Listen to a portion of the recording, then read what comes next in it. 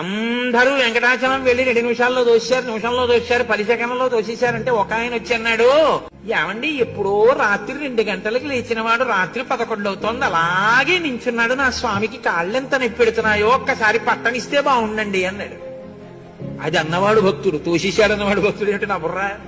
నీ దృష్టి కోణంలో ఉంటుంది భక్తి అన్నది.